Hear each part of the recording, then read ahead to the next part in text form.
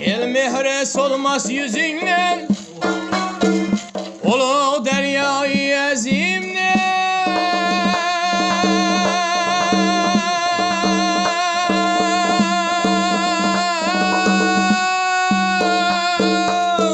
Kara kalpak Harezinle,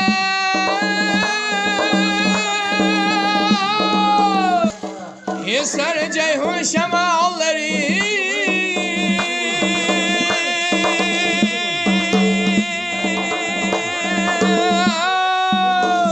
İbrahim'dur il nefesi,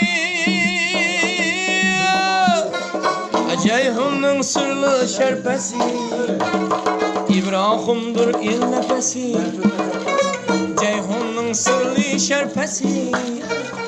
Ömrümnin badi sabası, salam Ceyhun şamalları. Ömrümnin badi sabası, salam Ceyhun şamalları.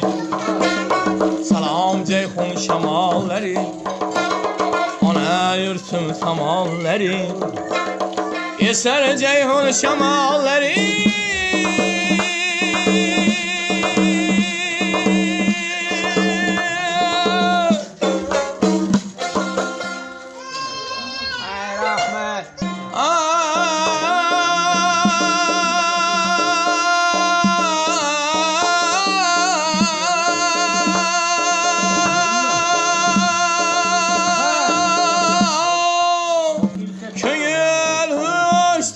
Vısal ümit hadi birle,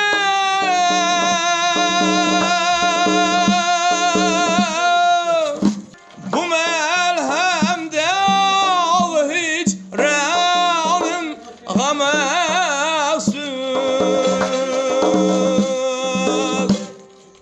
Küçe köyde kürer mendip, yol payladım arzulanır. Küçe köyde kürer mendip, yol payladım arzulanır. Hurlar ötti arasında, dil isteyen dildara yok. Hovlar ötti arasında, men isteyen dildara yok.